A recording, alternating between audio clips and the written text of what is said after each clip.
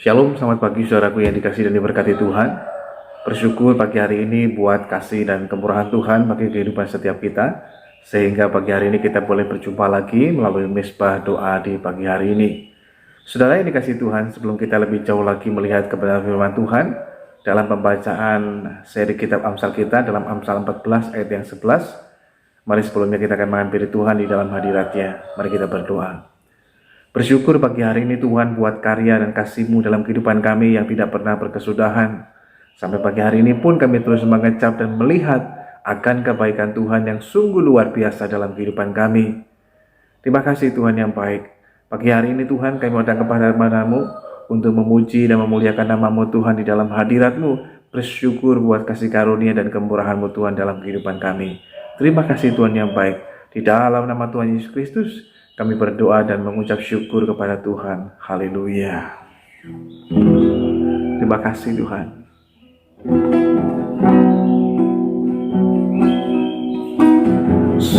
Sepasti mentari bersinar, begitu pun janji-Mu.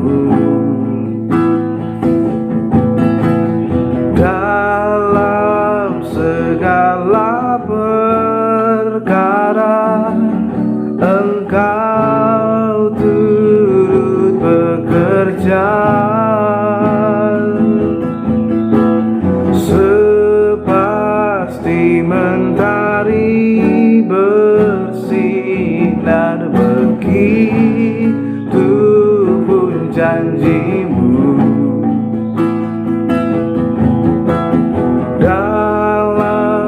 Segala perkara Engkau turut bekerja, sepasti mentari bersinar, begitu pun janji-Mu. Haleluya. Dalam segala perkara Engkau turut bekerja. Sekali lagi katakan, sepasti mentari bersinar, begitu pun janji-Mu.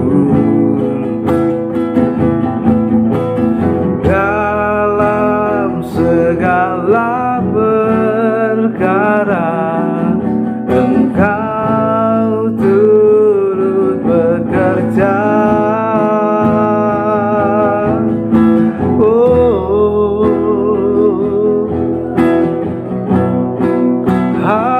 Haleluya. Terima kasih Tuhan. Sebab itu kami bersyukur kepada-Mu Tuhan. Terima kasih Tuhan. Terima kasih, Engkau baik.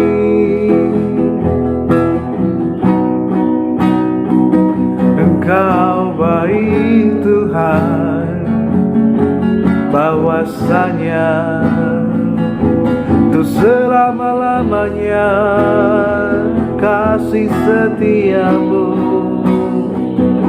kebaikan-Mu Tuhan tak pernah berkesudahan. Bagi-Mu ya Tuhan segala hormat, segala pujian dan kemuliaan. Ku bersyukur memuji-Mu, menyembah-Mu Tuhan. Oh, rapatakan dalam bayananamu, sikini dalalalamu, rapatakan dalam masih. Kami sembah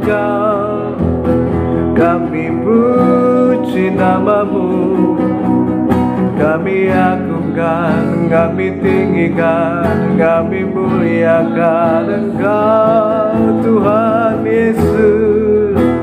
Kau juru selamatku, Kau penebus hidupku, tiada yang sepertimu, tiada yang sepertimu. Besar kasih-Mu, besar anugerah-Mu Tuhan, besar anugerah-Mu. Haleluya, haleluya. Terpujilah, terpujilah Engkau Tuhan, dan ku bersyukur memuji-Mu, dan ku bersyukur meninggikan nama-Mu Tuhan. Engkau sangat baik, Engkau sangat baik Tuhan. Sungguh ku bersyukur, sungguh ku bersyukur. Angkat hatiku menyembah-Mu, memuji-Mu. Terima kasih Tuhan. Haleluya, haleluya.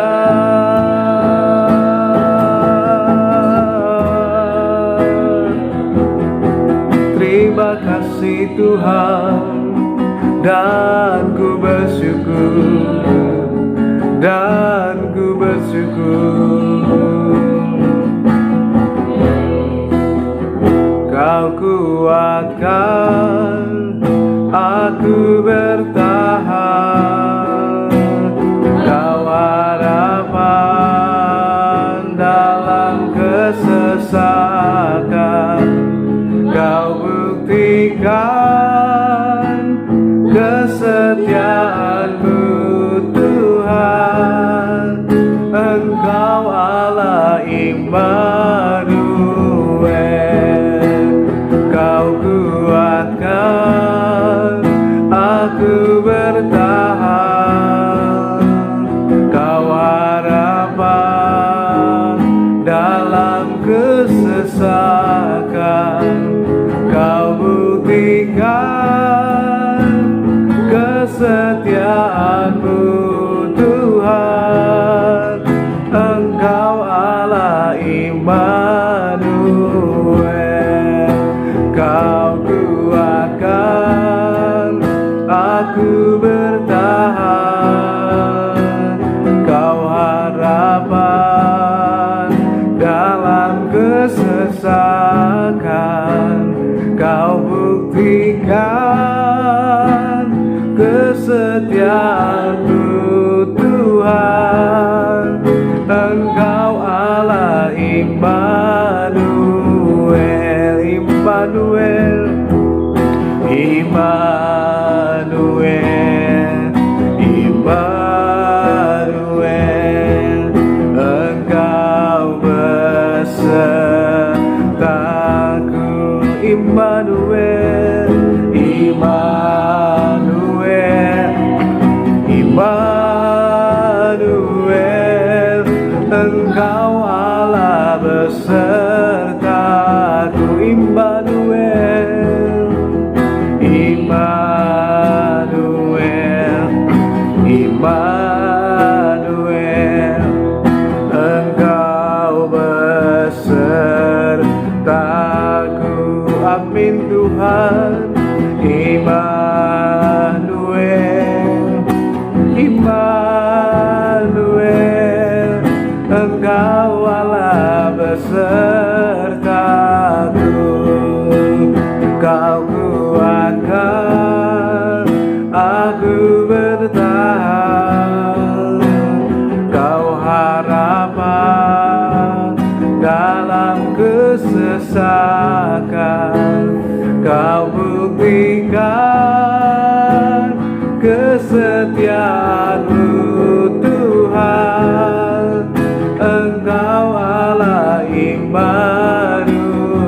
Sekali lagi, Kau kuatkan aku bertahan.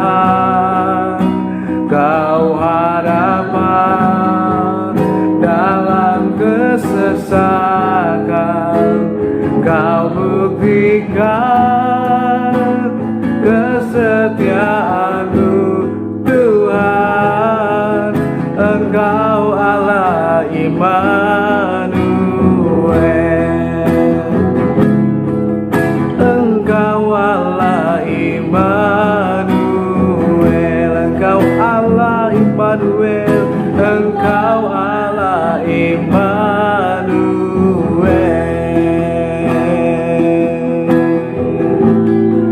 Haleluya. Engkau Allah Immanuel, Tuhan besertaku. Terima kasih Tuhan. Hidupku menggenapi firman-Mu, tanda mujizat sertai tiap langkahku. Kau bersamaku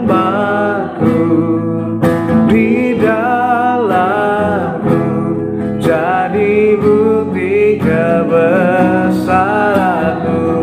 Hidupku menggenapi firman-Mu. Haleluya. Tanda mujizat sertai tiap langkahku. Kau bersamaku di dalamku, jadi bukti kebesaran-Mu. Hidupku menggenapi firman-Mu. Tanda mujizat sertai tiap langkahku. Kau bersamaku di dalamku, jadi bukti kebesaran-Mu. Jadi bukti kebesaran-Mu. Biarlah hidup kami terus menggenapi firman-Mu Tuhan, sehingga kehendak-Mu itu yang kami hidupi dalam kehidupan kami. Kami sadar kemampuan kami sangat terbatas, tapi dengan pertolongan-Mu Roh Kudus akan menolong dan memampukan kami untuk kami taat, setia melakukan firman Tuhan, bukan dengan mengandalkan kekuatan kami, tapi dengan pertolongan Roh Kudus Tuhan. Terima kasih Tuhan Yesus. Pagi hari ini Tuhan berbicara kepada setiap kami. Saat firman-Mu kami baca, kami renungkan, kami mendapatkan lagi rema, perkataan Tuhan bagi setiap kami pribadi lepas pribadi, sehingga kami dapat menangkapnya, menerimanya, tapi juga menghidupinya dalam kehidupan kami semuanya, agar firman-Mu itu berkuasa mengubahkan dan memulihkan kami semuanya, sehingga hidup kami berubah dan berbuah di dalam Tuhan. Di dalam nama Tuhan Yesus Kristus kami berdoa dan mengucap syukur. Haleluya. Amin. Shalom, selamat pagi saudaraku yang dikasihi dan diberkati Tuhan. Puji Tuhan, pagi hari ini melalui pembacaan kita dalam Amsal pasal yang ke-14 ayat yang ke-11, firman Tuhan mengatakan bahwa rumah orang fasik akan musnah, tetapi kemah orang jujur akan mekar. Dalam terjemahan lain juga dikatakan bahwa rumah orang jahat akan musnah, tetapi kemah orang benar akan berkembang. Saudara yang dikasihi dan diberkati Tuhan, dalam kehidupan setiap kita ini diumpamakan sebagai seseorang yang sedang membangun sesuatu. Entah itu membangun sebuah kehidupan, membangun sebuah pernikahan, membangun sebuah usaha karir, atau membangun pelayanan dan lain sebagainya dalam kehidupan kita.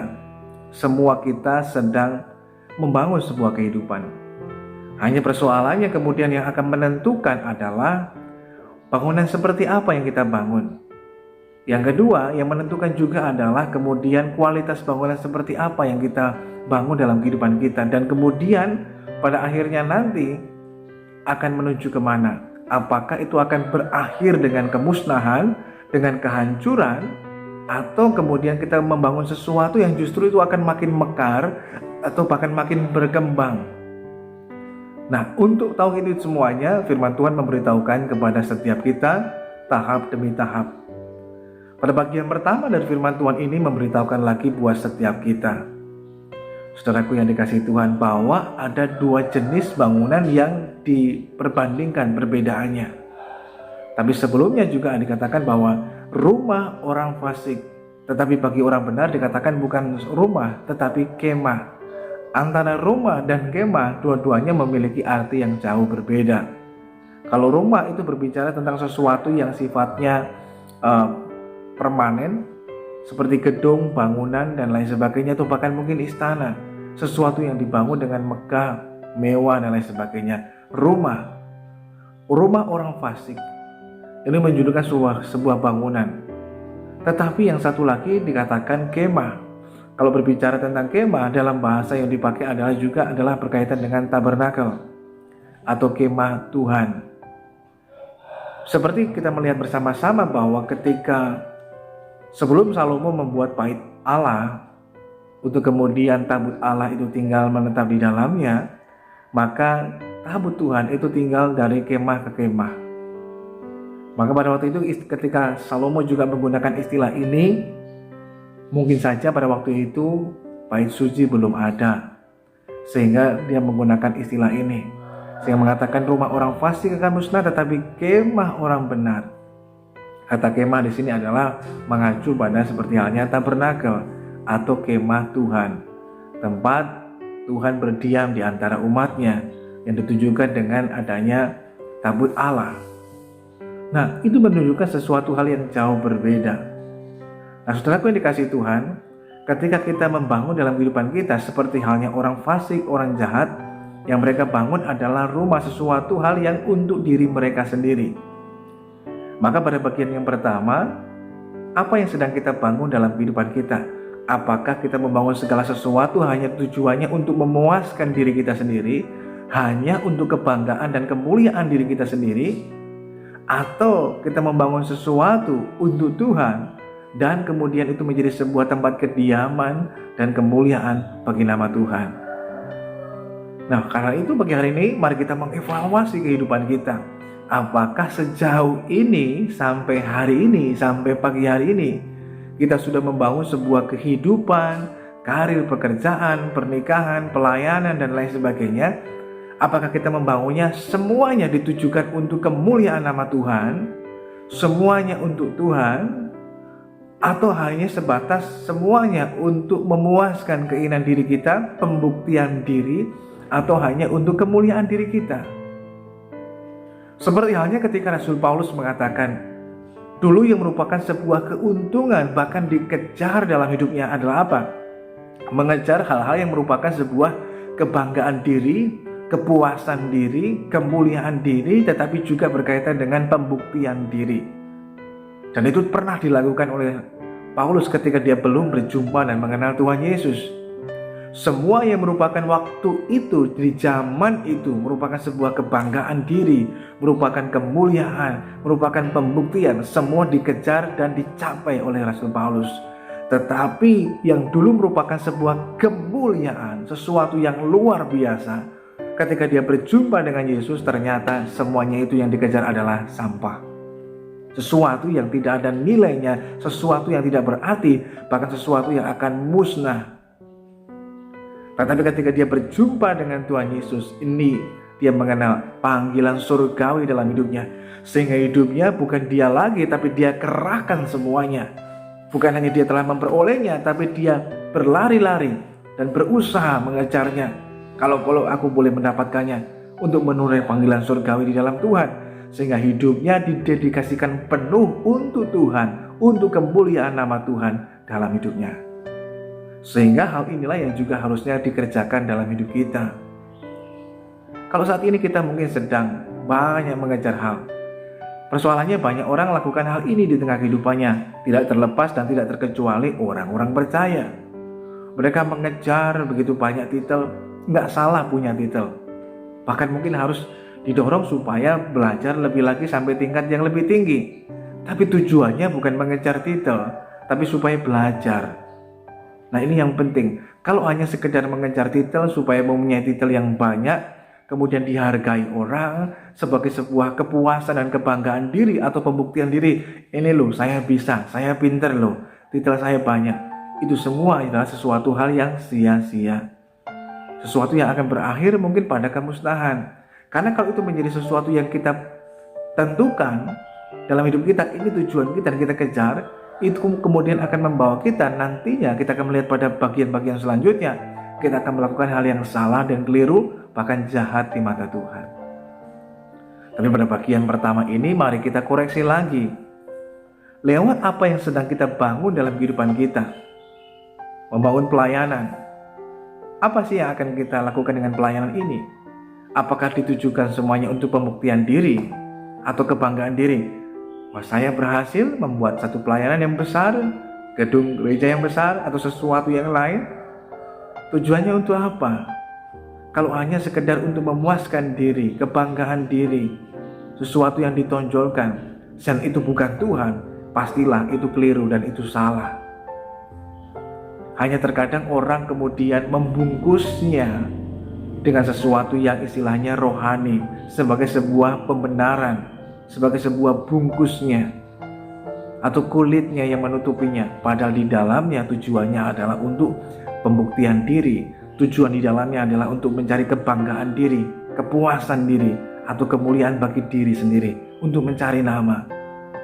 Saudara mengingat ketika orang-orang pada zaman dulu mendirikan Menara Babel, orang-orang dengan satu bahasa yang sama, mereka punya satu tujuan yang sama, mereka menetapkan tujuannya. Ayo kita bangun sebuah gedung yang tinggi, luar biasa, untuk sampai ke langit. Kita akan tunjukkan bahwa kita bisa.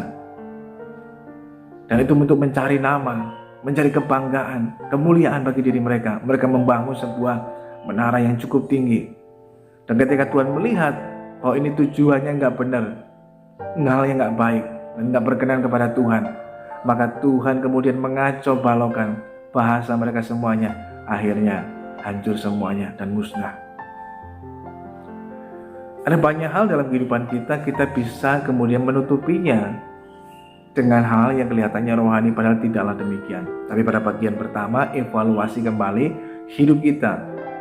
Apakah kita sedang membangun sebuah kehidupan yang kemudian itu untuk Tuhan, sebagai sebuah tempat kediaman bagi Tuhan, supaya Tuhan berdiam di dalamnya, itu ditujukan untuk Tuhan dan untuk kemuliaan nama Tuhan. Dan itu karena Tuhan, bukan karena kita. Tapi kalau kita melakukan segala sesuatu selama ini adalah hanya sebagai sebuah pembuktian diri di mata orang lain bahwa kita bisa, kita mampu, atau itu hanya sebagai sebuah kepuasan diri, kemuliaan bagi diri kita supaya kita cari nama di depan orang dan sebagainya, semua adalah perkara yang sia-sia. Hanya akan berakhir dengan sesuatu yang tidak baik. Yang kedua, saudaraku yang dikasihi Tuhan, lewat firman Tuhan memberitahukan lagi buat setiap kita bahwa berkaitan dengan hal ini, ketika kita membangun sesuatu dengan tujuan yang keliru dan salah, maka kemudian itu akan mempengaruhi juga caranya. Mungkin tujuannya sudah benar, tapi kadangkala caranya yang nggak pas, yang nggak benar. Tujuan baik, tapi juga cara itu mesti diperhatikan. Bukan hanya tujuannya yang diperhatikan, tetapi juga cara untuk mencapai tujuan itu mesti diperhatikan dalam hidup setiap kita. Ada banyak orang membangun hidupnya, membangun karir pekerjaannya, membangun pernikahan, ada membangun juga pelayanan dan lain sebagainya. Hanya persoalannya ketika seseorang membangunnya dengan cara yang nggak tepat. Terkadang saya menggunakan istilahnya ada yang alami, tapi juga ada yang katbitan. Sesuatu yang instan, yang karbitan, yang cepat, yang dipaksakan, itu akan kemudian mengarahkan kita untuk menghalalkan segala macam cara, bahkan untuk mengambil jalan pintas, supaya kita bisa mencapainya, memperolehnya dengan cara yang cepat.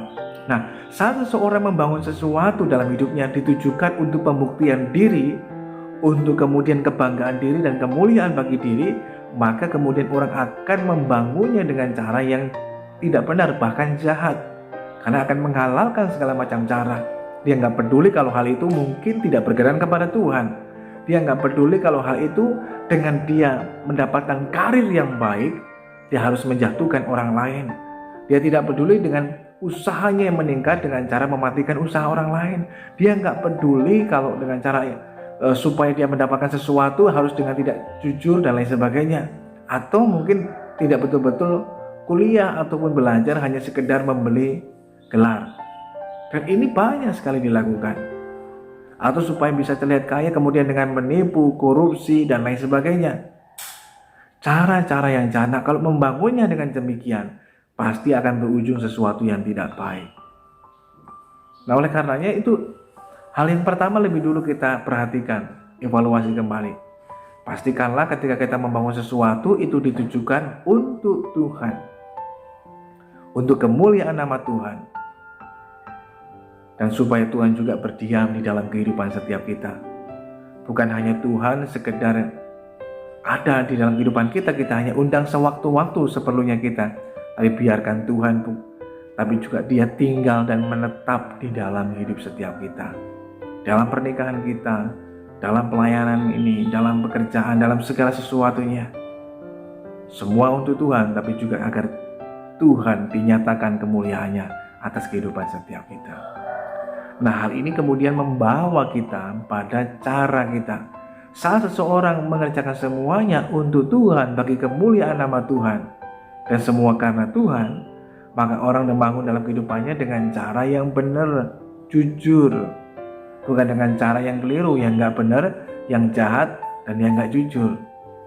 Tapi kalau seseorang melakukan segala sesuatu hanya sekedar untuk pembuktian diri, kepuasan diri, kemuliaan bagi diri sendiri, tidak mengherankan semua cara akan ditempuhnya. Yang penting tujuannya tercapai. Nah, ini sangat berbahaya. Yang terjadi, orang akan melakukan hal yang tidak baik, yang tidak benar, bahkan jahat, fasik, menghalalkan segala macam cara, bahkan kemudian juga dengan mengambil jalan pintas. Tapi biarlah kita belajar melakukan segala sesuatu. Kalau kita tahu bahwa semuanya dari Tuhan, biarlah semua dikerjakan juga dengan caranya Tuhan dan dalam waktunya Tuhan. Seringkali kita banyak maksa, pengennya cepat. Kalau kita melihat sebuah perumpamaan yang Tuhan Yesus katakan ketika ada dua orang yang sama-sama datang kemudian di sebuah tempat dan membangun rumah. Ada orang yang kemudian membangun rumah tanpa dasar. Ketika dia melihat tanah yang lapang, tapi bagian pinggirnya ada yang berbatu-batu, maka dia akan mengambil cara yang paling mudah. Daripada saya membangun di atas batu, butuh proses yang lama, butuh kerja keras, dan lain sebagainya. Lebih baik dia cari yang cepat, bangun di atas pasir, sesuatu bangunan yang tanpa dasar. Betul, bangunannya cepat jadi, tapi begitu sesuatu terjadi, ada banjir, ada air bah, kemudian ada badai, cepat jadi, cepat hancur. Tapi bangunan yang dibangun, rumah yang dibangun di atas dasar batu karang yang teguh, memang prosesnya lebih lama. Dia harus menggali dulu, menaruh dasar yang baik, baru kemudian membangunnya. Tetapi itu sepadan dengan hasil akhirnya. Ketika badai itu datang, menerpa rumah itu tidak tergoyahkan sama sekali. Badai berhenti, badai telah lewat, rumah itu tetap tinggal berdiri dengan baik, tidak tergoyahkan. Mengapa? Dibangun di atas dasar yang benar, dengan cara yang benar, walaupun waktunya mungkin lebih lama, tetapi memiliki kualitas yang lebih baik dan itu sepadan dengan hasilnya. Daripada kita maunya cepat-cepat, instan. Nah, ini persoalan dengan kita hari ini. Kita tinggal di era digital, semuanya serba cepat, di era yang serba instan. Semua kita pengennya cepat berhasil, cepat naik jabatan, cepat kemudian berkembang dan lain sebagainya. Orang pengennya cepat. cepat dapat gelar. Akhirnya yang terjadi dengan cara yang jahat, cara yang nggak benar, mematikan usaha orang, menjatuhkan orang lain supaya kita bisa naik dan lain sebagainya. Tapi hari ini kita evaluasi kembali. Bagian terakhir dari firman Tuhan ini adalah kita melihat bahwa kita akan melihat akhir yang jauh berbeda. Rumah orang fasik berakhir dengan kemusnahan, kebinasaan, kehancuran. Tetapi kemah orang benar akan berakhir dengan apa? Makin mekar, makin berkembang. Kalau dalam terjemahan lain juga dikatakan, kemah orang benar, tempat kediamannya makin berkembang, bertambah banyak. Nah, ini sesuatu hasil akhir yang luar biasa. Tentu semua diawali dari start awal. Tujuannya, dasarnya, kemudian caranya, dan diakhiri dengan sebuah hal yang berbeda. Hasil akhirnya bukan menuju kepada kehancuran, sebaliknya makin mekar dan berkembang semakin banyak, yaitu bila kita mendedikasikan semuanya untuk kemuliaan nama Tuhan. Bila kita hidup benar, hidup jujur di hadapan Tuhan, tidak mengherankan kita makin mendapat sebuah kepercayaan, bukan hanya oleh manusia tetapi terlebih oleh Tuhan. Yang istimewa adalah kalau kita dipercaya oleh Tuhan. Saudara bisa membayangkan, dipercaya oleh orang, dipercaya oleh perusahaan, dipercaya oleh atasan, dipercaya oleh orang lain, itu saja sudah luar biasa. Apalagi kita dipercaya oleh Tuhan, itu dahsyat. Dan itulah yang harus kita kerja dalam kehidupan kita. Itu yang mesti kita kerjakan sebagai orang benar. Firman Tuhan mengatakan orang benar akan mekar. Mengapa? Setiap kita yang sudah dibenarkan oleh Tuhan, kita punya status baru. Kita ini orang benar. Maka ketika kita melakukan sebuah kebenaran, tujuannya bukan supaya kita jadi orang benar, tapi karena kita ini orang benar, sudah dibenarkan oleh Tuhan. Pada saat kita percaya kepada Tuhan Yesus, menerimanya sebagai Tuhan dan Juru Selamat, kita dibenarkan. Dulu kita orang bersalah, orang berdosa, tapi kita dibenarkan oleh Tuhan. Nah, oleh karenanya, ayo hidup dalam kebenaran. Benar di dalam membangun segala sesuatunya dengan jujur dan lain sebagainya. Sehingga kalau kita benar, kita jujur, tidak mengherankan, usaha kita bisa berkembang, karir kita bisa berkembang, bahkan juga pelayanan bisa berkembang kalau membangun di atas sebuah kejujuran.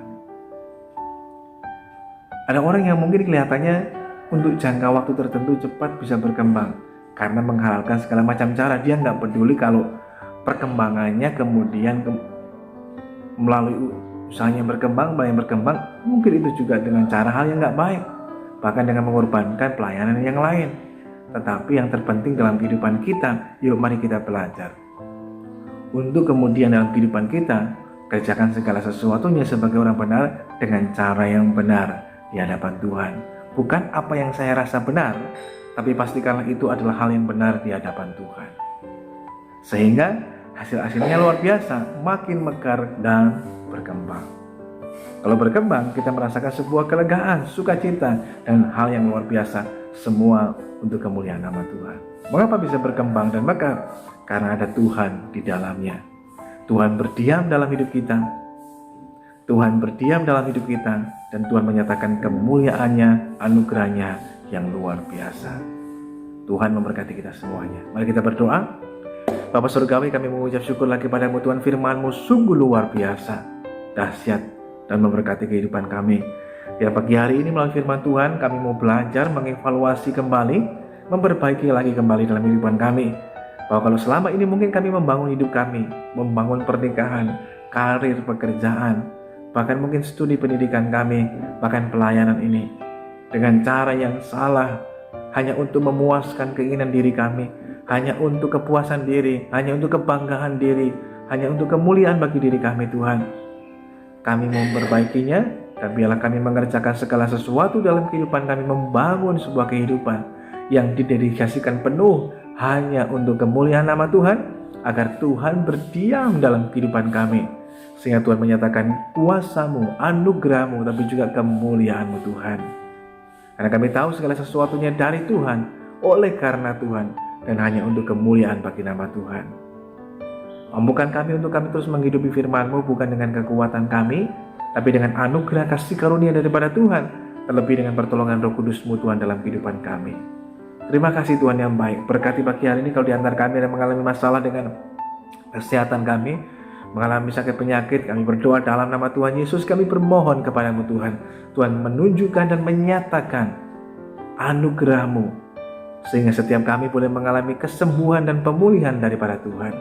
Demikian pula kalau di antara kami ada yang sedang mungkin mengalami Tuhan pergumulan, hamba berdoa dan bermohon, kiranya setiap kami terus menaruh harap kami pada Tuhan, tetap setia kepada Tuhan. Kami boleh melihat Tuhan menyatakan kekuatan, pertolongan, bahkan jalan keluar bagi setiap kami, sehingga kami dapat melewati setiap pergumulan demi pergumulan dengan pertolongan daripada Tuhan. Memberkati kami semuanya yang mengikuti doa pagi ini Tuhan, dimanapun saudara berada, kiranya berkat Tuhan mengalir atas kehidupan saudara pagi hari ini, sehingga saudara menerima berkat anugerah daripada Tuhan yang luar biasa, bahkan berkat yang baru setiap pagi dalam kehidupan setiap kita. Terima kasih Tuhan yang baik. Berkenan Kau menyertai kami Tuhan di sepanjang hari ini. Apapun yang kami kerjakan, lakukan dalam aktivitas kehidupan kami, pekerjaan kami, studi pendidikan kami, dan lain sebagainya. Kami bermohon kepadamu, ada hikmat yang baru Tuhan berikan, yang Tuhan tambahkan dalam hidup ini. Tapi juga karuniakan kami semuanya sehat, kuat daripada Tuhan, sukacita, damai sejahtera yang melampaui segala akal, bahkan penyertaan dan pemeliharaan-Mu yang sempurna, melindungi dan menyertai kami semuanya. Saudaraku yang dikasihi Tuhan, mari pagi hari ini arahkan hidup kita pada Tuhan dan terimalah berkat Tuhan. Bila kiranya pagi hari ini turunlah atas saudara sekalian berkat damai sejahtera dari Allah Bapa, kasih karunia dari Kristus Yesus Tuhan, persekutuan pertolongan Roh Kudus akan terus menyertai dan menolong setiap kita. Tuhan memberkati engkau dan melindungi engkau. Tuhan menyinari engkau dengan wajah-Nya dan memberikan engkau kasih karunia. Tuhan menghadapkan wajah-Nya kepadamu dan memberikan engkau damai sejahtera-Nya. Terimalah berkat Tuhan hanya dalam nama Tuhan Yesus Kristus, Tuhan dan Juru Selamat kita yang hidup. Haleluya. Amin. Selamat pagi, selamat beraktivitas. Tetap bersemangat dalam menjalani hidup ini, karena Tuhan Yesus mengasihi saudara.